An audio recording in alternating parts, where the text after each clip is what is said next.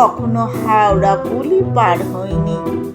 শুনে থাকি যে আমি নাকি কখনো কলকাতার বাইরে পা দিইনি। সেই আমি একবার সমুদ্র ডিঙ্গিয়ে জাপানে গেছিলাম, এই কথা যদি বলি তাহলে আমার বন্ধু ভূপর্যটক রামনাথ থেকে শুরু করে কেউই সে কথা বিশ্বাস করবেন না। অবশ্যই রামনাথ বাবু অবিশ্বাস করার জন্যে এখানে বসে নেই। তিনি এখন স্বর্গ পর্যটনে গেছেন। আর আমি যদিও যাব করছি, এই গল্প লেখার পর তাঁর ভয়ে স্বর্গের দিকে পা বাড়াতে সাহসী হব কি না সন্দেহ। জাপানে গিয়ে যে ধাক্কা আমি খেয়েছি, তার অভিজ্ঞতার সঙ্গে যদি তা না খাপ খায়, যদি তিনি খাপ্পা হন। কিন্তু সত্যি বলতে তার সঙ্গে আমার ভূপর্যটনের অভিজ্ঞতা বেশ মিলে যায়। জাপানে যাওয়াটা আমার যত বড়ই ভ্রম হোক না, সেখানে গিয়েই আমি পৃথিবী ভ্রমণের স্বাদ পেয়েছিলাম। পার্থিব স্বাদ আমার মিটেছিল। তারপরে আর হাওড়া পুলের পাড়ে পা বাড়াবার ইচ্ছেই হয়নি। না হোক, আমার জাপানি অভিজ্ঞতা তার বিশ্বব্যাপী অভিজ্ঞতার সঙ্গে খাপানো। ভূপর্যটনে বেরুলে কি হয়, কি হয়ে থাকে? কপর্দক শূন্য হতে হয়, বাঘ ভাল্লুকের মুখে পড়তে হয়, সময়ে অসময়ে চোর ডাকাতের হাতেও যে না পড়তে হয় তা নয়। প্রাণ হারাতে হারাতে হঠাৎ দেখা যায় যে না, তা হাতেই আছে, প্রাণ হাতে করেই বেড়াচ্ছি। মরতে মরতে বেঁচে যাওয়া, খোয়ার হাত থেকে বাঁচা, বাঁচার জন্যে আবার খোয়ার, এইসবের মিঠে করা আস্বাদ আমিও একটু আধটু পেয়েছিলাম বই কি। অবশ্যই চোর ডাকাতের হাতে পড়বার সুযোগ আমার হয়নি, বাঘ ভাল্লুকের মোলাকাতও আমি পাইনি। তবে হ্যাঁ, কপর্দক শূন্য আমায় হতে হয়েছিল ঠিকই। একেবারে কপর্দক শূন্য অবস্থায় আমি জাপানে গিয়ে পড়লাম। বরাত ভালো, সেখানে এক বিহারি ভদ্রলোকের সঙ্গে দেখা হয়ে গেল। ব্যবসা সূত্রে তিনি সেখানে ছিলেন। আমার কাছে তিনি বাংলা শিখতে রাজি হলেন এবং বিনিময়ে আমায় হিন্দি না শিখিয়ে বরং কিছু বেতন দিতে চাইলেন। আমার হলো ডবল লাভ। টাকার সঙ্গে হিন্দিও আসতে লাগলো অমনি, বিলকুল মুফত। টাকাটা পেলাম মুখ্যত, আর হিন্দি শিখলাম তাকে বাংলা শেখাতে গিয়ে মুখে মুখে। থাকতাম সেই ভদ্রলোকের বাসায় আর খেতে যেতাম কাছাকাছি এক জাপানি হোটেলে। এই হোটেলওয়ালা বাঙালিদের দু চোখে দেখতে পারত না। আগে নাকি কোনো এক বাঙালি তার আকাশ চুরি করে পালিয়েছিল। আকাশ চুরি? হ্যাঁ, আকাশ চুরি। শুনলে আকাশ থেকে পড়তে হয় বটে, কিন্তু কথাটা মিথ্যে নয়। জাপানে আগে নিয়ম ছিল, অবশ্যই সে নিয়ম এখন আর নেই। সেই বাঙালি কীর্তিমানের চৌর্যবৃত্তির পর চোর পালালে বুদ্ধি বাড়ে তো, সে কানুন এখন পাল্টে গেছে। আগেকার আইনে জাপানে জমির মতো আকাশেরও একটা দাম ধরা হতো। জমির সঙ্গে তার ওপরকার সমস্ত আকাশটা জমির মালিকের ইজারা নেওয়া থাকতো। সেই মালিকানা তিনি জমির সঙ্গে বেচতে পারতেন। কেউ তার কাছে বাড়ি ঘর বানাবার জন্যে জমি কিনতে এলে তাকে জমির দৈর্ঘ্য প্রস্থের সঙ্গে উচ্চতাও কিনতে হতো। জমির জ্যামিতির ওপর সেটা উপরি লাভ। ধরো কেউ 4 কাঠা বাই 2 কাঠা প্লটের ওপর একটা একতলা বাড়ি বানাবে। সেটা উঁচু হবে হাত 10। তাকে সেই চৌহদ্দির ভেতর আর উচ্চতায় 10 হাতের মধ্যে বাড়িটা শেষ করতে হবে। জমিওয়ালার এতে ভারী মজা। একতলা মাপের জায়গা একজনকে গছাবার পর দোতলা মাপের আর একজনকে, তেতলার মাপটা আবার অপর একজনকে। এইভাবে একই 4 কাঠা বাই 2 কাঠাকে সে বারংবার বেচতে পারে খদ্দের পরম্পরায়। জমিদারির একেবারে পরাকাষ্ঠা। বাড়িওয়ালাদের বেশ অসুবিধে। মনে করো তুমি একটি মনের মতো একতলা গড়ে নিজের ঘরে আরাম করে বসেছ। কোথাও কিছু নেই। হঠাৎ আর একজন এসে তোমার বাড়ির ওপর ভাড়া বেঁধে দোতলা খাড়া করতে লাগলো। শুরু হয়ে গেল হই হল্লা। এলো তাদের মিস্ত্রি, মজুর, ইঞ্জিনিয়ার, ওভারসিয়ার। ইট সুরকি মজুত হলো। আরাম করবে কি? তোমার বাড়ির চারপাশে জোর রইল না পা ফেলবার। নড়বার চড়বার ঠাঁই রইল না কোথাও। কান ফাটানো ঠাঁই ঠাঁই শুরু হয়ে গেল। জন্মজুরের কুচকাওয়াজের সঙ্গে ছাদ পেটানোর আওয়াজ। যেতে আসতে তাদের বালির পলেস্তারা পড়ছে বাড়ির মাথায় আর খানিকটা তোমার মাথায়।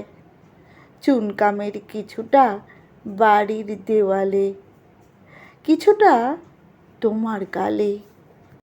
এখন সেই বঙ্গজ পাষণ্ডটি করেছিল কি?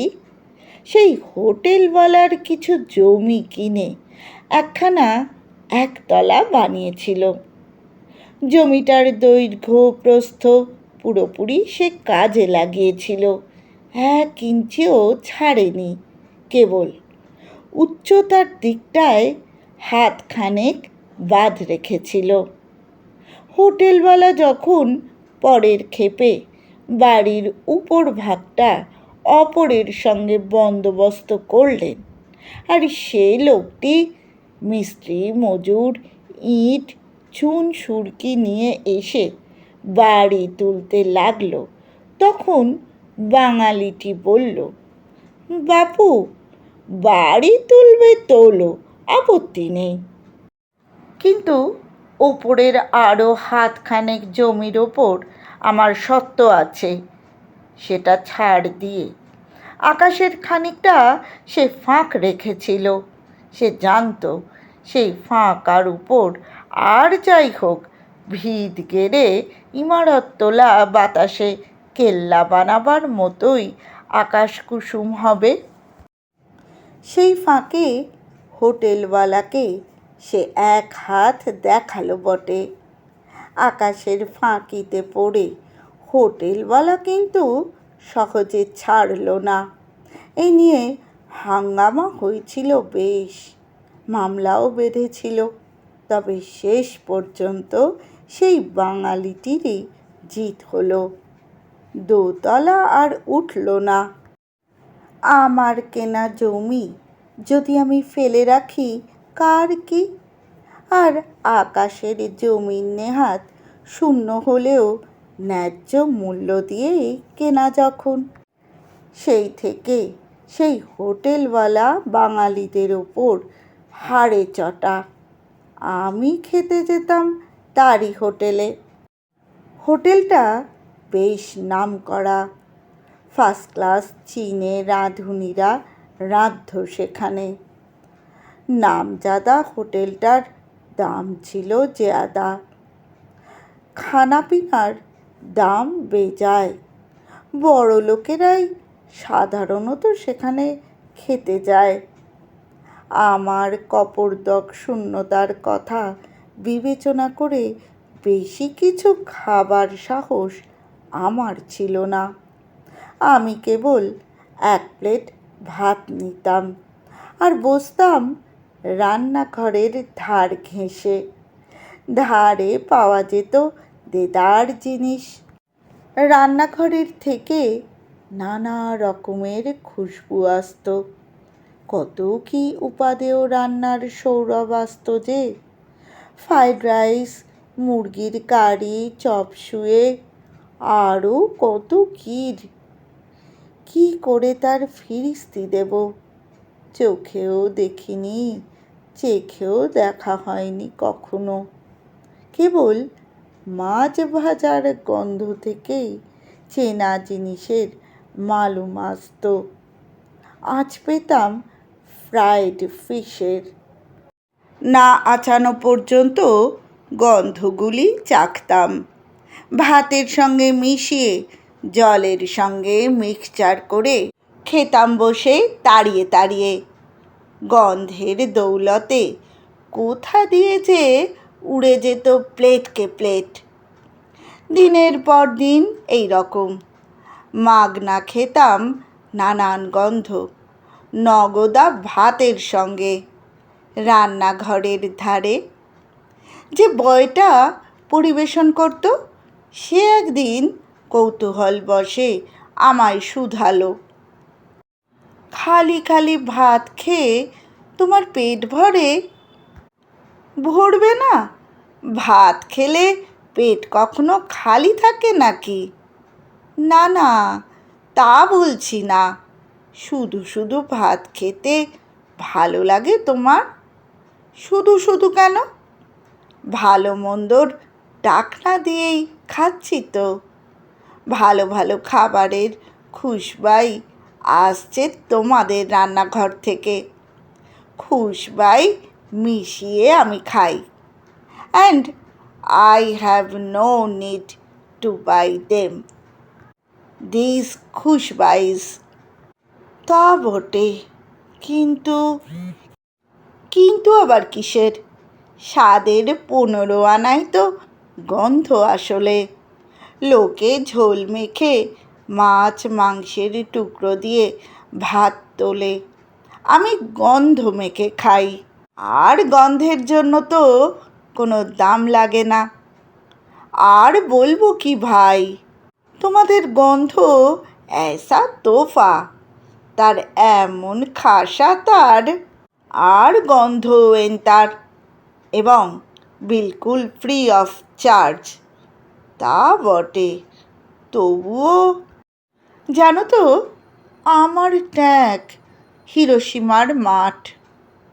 আমার পকেটের সীমান্তে যে জিরো, তা অকপটে ওকে জানিয়ে দিই।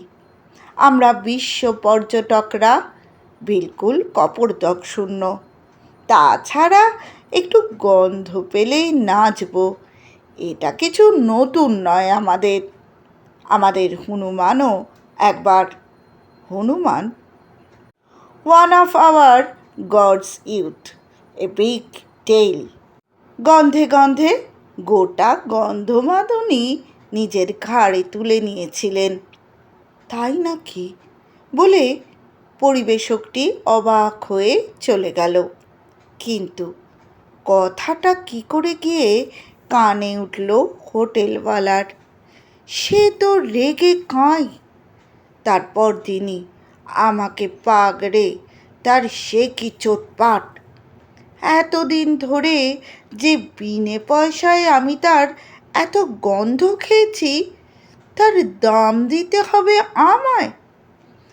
আমাকে বেচলেও সে দাম উঠবে না, সাফ তাকে জানিয়ে দিলাম।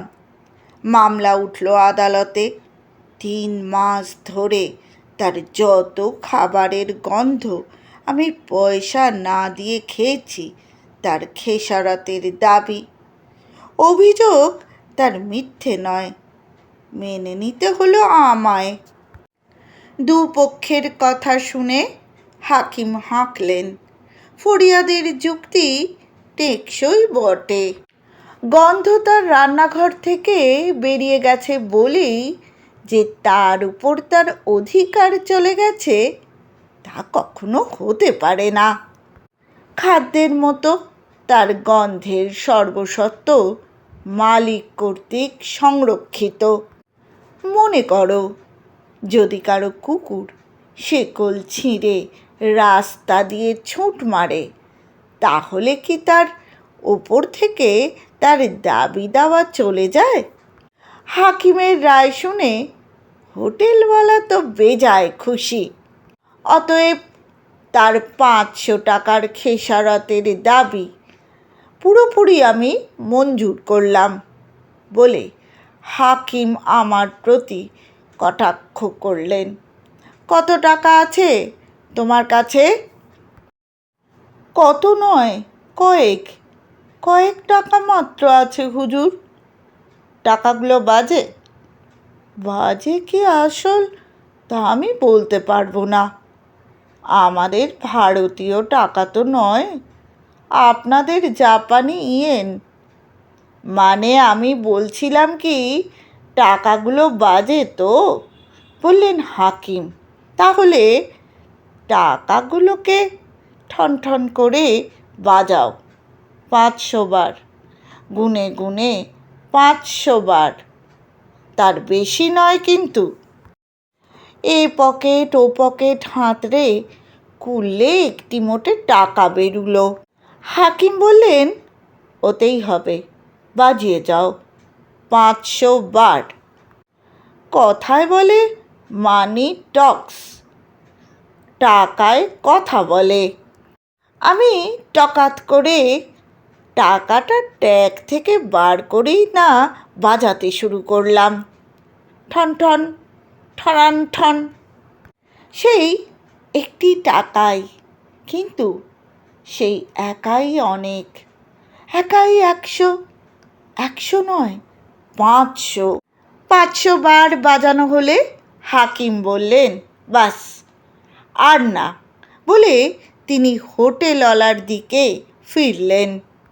তোমার গন্ধের দাম এই টাকার আওয়াজ দিয়ে শোধ হয়ে গেল। আদালতের চূড়ান্ত রায় হলো এই, তোমার পুরো খেসারত তুমি পেয়ে গেলে। এখন খুশি হয়ে বাড়ি যাও। আমিও খুশি হয়ে বাড়ি ফিরলাম।